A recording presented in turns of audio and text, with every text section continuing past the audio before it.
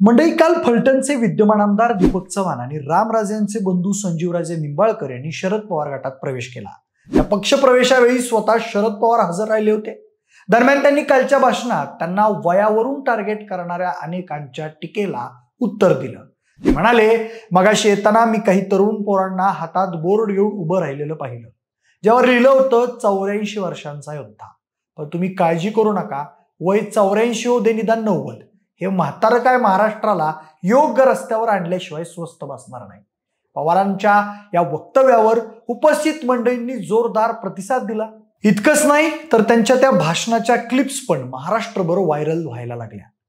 ज्या अजितदादांनी त्यांना 80 झालं, 83 झालं, 84 झालं, तुम्ही थांबणार कधी म्हणत त्यांना वयावरून हिणवलं, त्यांचेच आमदार, नेते, पदाधिकारी आणि कार्यकर्ते आपल्याकडे वळून पवारांनी त्यांना चोख राजकीय प्रत्युत्तर दिलंय।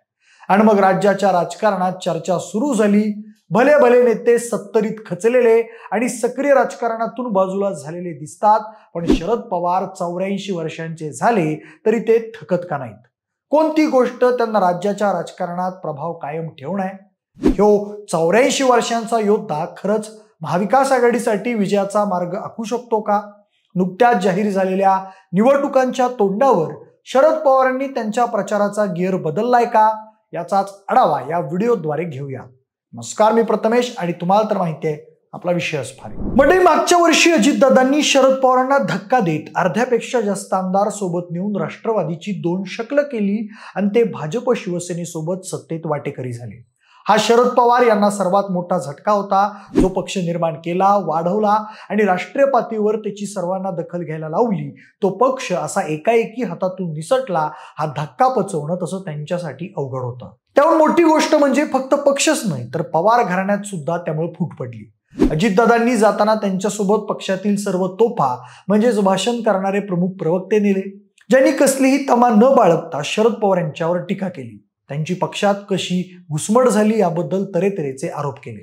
दरम्यानच्या काळात शरद पवारांसोबत राहिलेल्या नेत्यांच्या मनातही चलबिचल व्हायला लागली। कदाचित आता आपण राजकारण संपलेल्या पक्ष आणि माणसासोबत आहोत का, असा प्रश्न त्यांच्याही मनाला पडला असावा। परिणामी तेव्हा शरद पवारांपुढे मोठा अटीतटीचा प्रसंग निर्माण झाला।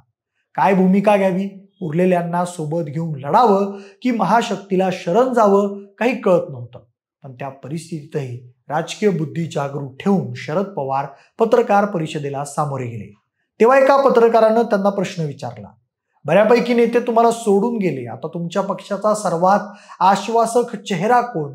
तेव्हा क्षणाचाही विलंब न करता पवारांनी स्वतःचा हात उंचावला आणि म्हणाले, शरद पवार।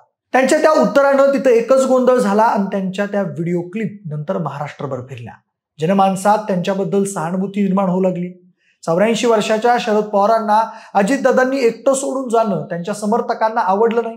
पवारांच्या चतुर राजकीय बुद्धीनं ती गोष्ट हेरली आणि त्यांनी त्या सहानुभूतीच्या लाटेवर स्वार होत पुन्हा नव्यानं पक्षाची मोर्चेबांधणी सुरू केली। कारण पुढच्या काहीच दिवसात लोकसभा निवडणूक जाहीर होणार होती। कोर्टात पक्षाचं नाव आणि चिन्हाची लढाई सुरू होती। अजूनही त्यावर अंतिम निकाल आला नाही, पण तोपर्यंत निवडणूक आयोगानं शरद पवारांना राष्ट्रवादी काँग्रेस शरदचंद्र पवार पक्ष असं नाव तर तुतारी हे नवीन चिन्ह दिलं। पक्षाचं नाव नवं, चिन्ह नवं असल्यानं ते आधीच्या घड्या चिन्हासारखं जनमानसांपर्यंत पोहोचवण्याचं आव्हान होतं। पण पवारांनी ते पेललं, त्यांचा जुना फॉर्म्युला वापरून। तो कोणता? तर तळागाळातल्या कार्यकर्त्यांना सोबत घेणं, गावागावात जाऊन लोकांच्या गाठीभेटी घेणं, जुने पुराणे मित्र शत्रू यांची मनधरणी करून बेरजेचं राजकारण करत मोठ बांधणं। मुख्य नेते अजितदादांसोबत गेले असले तरी जनतेत जाऊन त्यांना साथ घालणं। त्यामुळे झालं काय तर पवारांबद्दल असलेली सिंपत्ती आणखीनच वाढली। त्यात इतक्या उतार वयात माणूस दिल्लीच्या नेतृत्वाला आव्हान देत खंबीरपणे लढतोय हे परसेप्शन लोकांमध्ये बिल्ड झालं आणि लोकसभेच्या रणसंग्रामाची तयारी सुरू झाली। पुढे लोकसभेच्या भाषणातून त्यांनी अतिशय संयमी भाषा वापरून आणि खास करून सोडून गेलेल्या लोकांचा भाषणात उल्लेख टाळून त्यांचं महत्त्व कमी केलं। तसंच त्यांच्या वाटणीला आलेल्या लोकसभा मतदारसंघात लोकांमध्ये जाऊन समाजकारण करणाऱ्या नव्या दमाच्या काही साध्या तर काही प्रस्थापित चेहऱ्यांना संधी दिली। लोकसभेच्या जागा वाटपात जास्त आताताईपणा न करता हुकमी आणि निवडून येऊ शकणाऱ्या 10 जागांवरच उमेदवार दिले। पण ते सगळे असे तगडे उमेदवार होते ज्यांचा थेट लोकांशी संपर्क होता। प्रदीर्घ काळ शासन प्रशासनाचा भाग राहिल्यानं पवारांना महाराष्ट्राच्या सामाजिक, आर्थिक, सांस्कृतिक रचनेची तगडी जाण आहे. लोकभावनेचा अभ्यास आणि राजकीय दूरदृष्टी पक्की असल्यामुळं शरद पवार हे गेली अनेक दशकं महाराष्ट्रातील राजकारणाच्या केंद्रस्थानी राहिलेले आहेत. त्याचा त्यांना फायदा झाला. ऐन मोक्यावर बजरंग सोनावणे, धैर्यशील मोहिते पाटील, निलेश लंके अशा लोकांना उमेदवारी जाहीर करणं, जातीय संधान बांधत त्यांच्या प्रतिनिधींना निवडणुकीत संधी देणं हे डाव लोकसभेला पवारांच्या पथ्यावर पडले आणि 10 पैकी 8 उमेदवार निवडून आणत पवारांनी त्यांचं राजकीय महत्व पुन्हा अधोरेखित केलं. पवारांच्या नेतृत्वातील योग्य मोर्चेबांधणीमुळे महाविकास आघाडीनं एकत्रितपणे 48 पैकी 30 जागांवर विजय मिळवत महायुतीला मात दिली. आता लोकसभा तर पार पडली आहे, पण नुकतंच निवडणूक आयोगानं महाराष्ट्राच्या विधानसभेची तारीख जाहीर केली आहे. 20 नोव्हेंबरला मतदान तर 23 नोव्हेंबरला मतमोजणी असा कार्यक्रम फिट्ट झालाय. 26 तारखेला विद्यमान सरकारचा कार्यकाळ संपतोय आणि त्या दृष्टीनं लोकसभा निवडणूक पार पडल्यापासून शरद पवारांनी पायाला भिंगरी लावून महाराष्ट्र पालथा घालायला सुरुवात केली आहे. 84व्या वयात पण त्यांचा उत्साह तरुण कार्यकर्त्यांना लाजवेल असा असल्याचा दावा अनेक राजकीय विश्लेषक करतायत. त्यांनी महाराष्ट्रात अनेक ठिकाणी जसं कोल्हापूर, सोलापूर, बीड, सातारा, सांगली, पुणे, नाशिक, जळगावमध्ये भाजप शिंदे गट आणि अजितदादा गटाला धक्के दिले. विधानसभेच्या अनुषंगानं कित्येकांनी सत्ताधारी पक्षाची साथ सोडून शरद पवारांच्या पक्षाची वाट धरली आहे आणि हे इनकमिंग अजूनही थांबायचं नाव घेत नाहीये. शरद पवारांनी देवेंद्र फडणवीस यांच्यासारख्या तगड्या आणि तरुण नेतृत्वाला वेळोवेळी आव्हान दिलंय. त्यांचे अनेक डाव राजकीय बुद्धिबळाच्या पटलावर शह देत हाणून पाडलेत. गेल्या काही वर्षांमध्ये महाराष्ट्राच्या राजकारणात शरद पवार विरुद्ध देवेंद्र फडणवीस असाच सामना रंगलाय. त्यात कधी फडणवीस पवारांना वरचढ ठरले तर कधी पवारांनी बाजी मारली आहे. 2014 आणि 2019ला सुद्धा देवेंद्र फडणवीस यांनी शरद पवार यांचे कित्येक साथीदार साम दाम दंडभेद वापरून फोडले होते. त्यांची ताकद कमी केली होती. पण शरद पवारांनी 2019च्या निवडणुकीत 78व्या वर्षी भर पावसात घेतलेल्या सभेनं महाराष्ट्राचं राजकीय वातावरण फिरवलं होतं. 2014ला फक्त 41 जागा राष्ट्रवादीने जिंकल्या होत्या. त्या पवारांनी 2019ला 54 करून दाखवल्या, तर भाजपच्या 122 वरून 105 वर आणल्या. 78व्या वयात शरद पवार लढतायत, मग आपण का झुकायचं ही भावना पावसातल्या सभेनं अनेकांना बळ देऊन गेली असल्याचं जाणकार सांगतात. 2014ला सत्ता सपशेल हातातून गेली होती, पण 2019ला भाजप सेनेत मुख्यमंत्री पदावरून वाद झाला.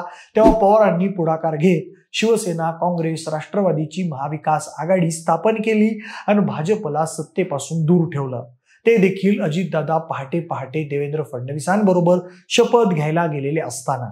2019ला फडणवीसांनी आमचे पैलवान तेल लावून तयार आहेत, मात्र समोर पैलवान दिसत नाही असं वक्तव्य केलं. त्या वक्तव्याचा समाचार घेताना पवारांनी एका सभेत असं म्हटलं होतं की मी राज्यातील कुस्ती संघटनेचा अध्यक्ष आहे आणि ते म्हणतात विरोधात पैलवान नाही आणि कुस्ती पैलवानांशी होते अशांशी नाही. तेव्हा त्यांच्या त्या वाक्यावर समर्थकांनी हात वर करून त्यांना दाद दिली होती. तसंच एकदा इंदापूरमध्ये त्यांनी पक्षातील तरुणांच्या आक्रमक भावना लक्षात घेत स्टेजवरून डायलॉग टाकला होता. जे लोक मतदारांना दमदाटी करतात, माझी त्यांना विनंती आहे, इथं दमदाटीचं राजकारण कोणी केलं नाही. जर असं कोणी करण्याचा प्रयत्न केला तर आम्ही पण जसाच तसे उत्तर देऊ. जो सरळ आहे त्याच्यासाठी आम्ही पण सरळ आहे, पण कुणी वाकडं पाऊल टाकलं तर पाय काढायला पण मागं पुढं बघणार नाही. अशा 101 डायलॉग्सनी तेव्हा 2019ची विधानसभा निवडणूक शरद पवारांनी गाजवली होती. जेव्हा अनेक नेते राष्ट्रवादी सोडून भाजपची कास धरत होते, शरद पवारांचे अनेक निकटवर्तीय त्यांची साथ सोडून जात होते, त्यावेळी एकट्या शरद पवारांनी महाराष्ट्र पिंजून काढत राष्ट्रवादी काँग्रेसला नवी ऊर्जा दिली होती. तेव्हा अनेक पत्रकार आणि राजकीय विश्लेषकांनी पवारांचा उल्लेख 78 वर्षांचा तरुण असा केला होता. त्यानंतर काल खुद्द शरद पवार यांनीही मी अजूनही म्हातारा झालो नाही, वय 84 होऊ द्या, निदान 90 होऊ द्या, हे म्हातारं काय थांबत नाही, महाराष्ट्राला योग्य रस्त्यावर आणल्याशिवाय हे म्हातारं शांत बसणार नाही असं म्हणत विरोधकांना त्यांनी थेट इशारा दिलाय. विशेष म्हणजे दिल्ली दरबारी बसलेल्या मोदी शहा या ताकदवान नेत्यांना शह देण्यासाठी राज्यात शरद पवार यांच्या इतका दुसरा अनुभवी नेता महाविकास आघाडीकडे नाही. पंतप्रधान मोदी आणि गृहमंत्री अमित शहांना अंगावर घेण्या इतपत ताकद बाळगून असणाऱ्या पवारांनी कधी काही ईडीला घाम फोडला होता. ईडीकडून नोटीस आल्यानंतर शरद पवार स्वतः ईडी कार्यालयात दाखल झाले आणि कार्यालयाबाहेर त्यांच्या समर्थकांची तोबा गर्दी झाली. तेव्हा ईडीनं संभाव्य परिस्थिती ओळखून पवारांची चौकशी आटोपती घेतली होती. मंडळी, आजही पवारांची कोणतीच राजकीय भूमिका उघड नसते. काय सांगावं, पडद्यामागून कुठल्या मतदारसंघात त्यांनी एकनाथ शिंदे, देवेंद्र फडणवीस किंवा स्वतः अजितदादांसोबत छुपी युती केलेली असावी. कोणाचा विरोध कुठं आणि कसा शमवायचा, कोणासोबत कसं संधान बांधायचं, याबद्दल शरद पवार जितके क्लिअर दिसतात तितकेच ते गूढ असतात. आणि म्हणूनच ते कुणावरही थेट टोकाची टीका करत नाहीत. सर्वांशी संवाद ठेवून आपल्या जागा सेव्ह करून ठेवतात, असं राजकीय जाणकार सांगतात. परिणामी 84 वयाचे झाले तरी शरद पवार आजही थांबलेले नाहीत असं म्हटलं जात आहे. पण यंदाच्या लोकसभेसारखं विधानसभेला पण शरद पवार त्यांचा प्रभाव कायम राखणार का, याबद्दल तुमचं मत काय? तुमची मत आम्हाला कमेंट करून नक्की सांगा. जर हा व्हिडिओ आवडला असेल तर लाईक आणि शेअर करा. सोबतच आपल्या विशेष भारी या YouTube चॅनलला देखील सबस्क्राईब करायला अजिबात विसरू नका. धन्यवाद.